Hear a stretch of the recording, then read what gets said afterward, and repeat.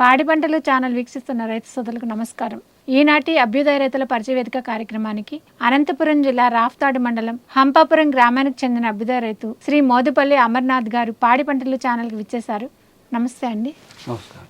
వీరు తమకున్న విస్తీర్ణంలో వరి సాగు చేస్తున్నారు. వరిలో మేలైన యాజమాన్య పద్ధతులు పాటిస్తున్నారు. వీరు ఆచరించే విధానాల గురించి ఛానల్ ద్వారా రైతు సోదరులకు తెలియజేస్తారు. నాకున్న పొలంలో కొంత సేంద్రియ ఎరువులతో వ్యవసాయం చేస్తాను. వరి పంట విషయానికి వస్తే ఫస్ట్ తొలకరి వానలకే దిక్కు చేసుకొని మంచి ఎరువులు వేసుకొని దాన్ని ఆర్గానిక్ ఎరువులకి పిరసర, అలచంద, జల్లుము ఇవన్నీ వేసుకొని రెడీగా పెట్టుకుంటాను.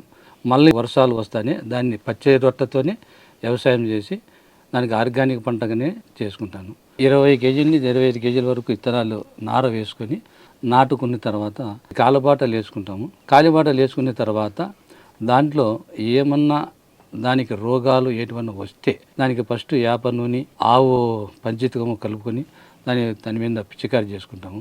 దాన్ని చేసుకున్న తర్వాత దానికి కంట్రోల్ కాకుండా పోతే దానికి ఏమన్నా కొంచెం పురుగు మందు వాడతాం. కలుపు గురించి వస్తే కలుపు మందులు వాడము.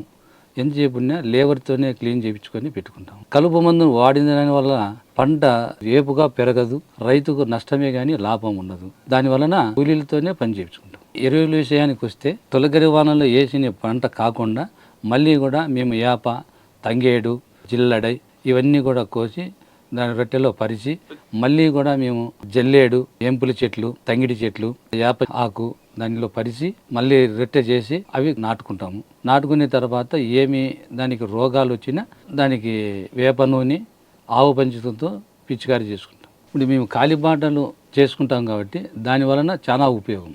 అదే వరికి దోమపోటు కానీ మేము ఏదైనా పని చేసుకోవాలన్నా కూడా దాంట్లో పిచికారి చేసుకోవాలన్నా పైరు ఏది కూడా దాన్ని మొక్క మీద తొక్కి అణిగిపోకుండా బాగా హేపుగా బాగుండటానికి మేము మందు కొట్టుకునటానికి లేదా మందు చల్లుకొనటానికి ఇదే యాప నూనె, ఆవు పంచితకము దానికి పిచికారి చేసుకోవడానికి బాగా ఉంటుందని కొంచెం కాలిబాట వదిలేసుకుంటాం. 1 ఎకరంలో సేంద్రియ ఎరువులు చేసుకొని ఆర్గానిక్ పండించుకొని మిగతా ఎకరాలలో మామూలుగా ఆర్గానిక్ లేకుండా మందులు వేసుకొని వాడుకొని పంటలు పండిస్తాం. స్ప్రేయింగ్ దానికి వచ్చేస్తే అదే కాలిబాటలోనే పెట్టుకుంటాము.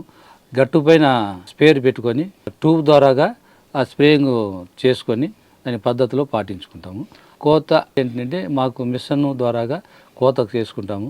ఆ కోత చేసుకునే దానిలో కొంచెం లాభాలు కూడా ఉంటాయి.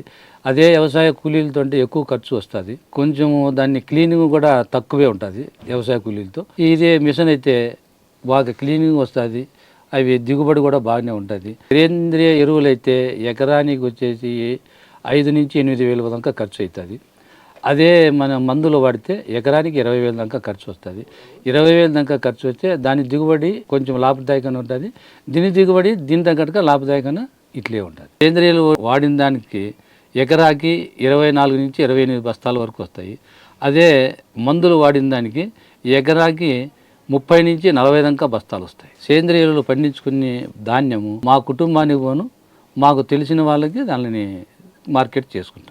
సేంద్రియ దాన్ని చేసుకునే వల్ల మంచి నాణ్యమైన పంట మనిషికి ఆరోగ్యంగా ఉండడానికి మేము దాన్ని ఉపయోగించుకుంటాం. ఏమంటే లాభసాటికి తక్కువ వస్తుంది కాబట్టి మందులు వాడి కొంత చేసుకుంటాం. సేంద్రియ ఎరువులు మేము తీసుకొని వాడుకున్న తర్వాత మిగిలినవి తెలిసిన వాళ్ళకి అమ్ముకుంటాము. దాంట్లో లాభసాటి కూడా ఈ మందులు ఏది వాడింటామో దాని ప్రకారమే ఇది ఎక్కువ లాభసాటికి అమ్ముకుంటాము. అదే లాభసాటికి అవిని కూడా అమ్ముకొని మార్కెట్ చేసుకుంటాం. వరి పంట సాగులో వీరు ఆచరించే విధానాలు, వీరి అనుభవాలను ఛానల్ ద్వారా చక్కగా తెలియజేశారు. ధన్యవాదములండి. నమస్తే.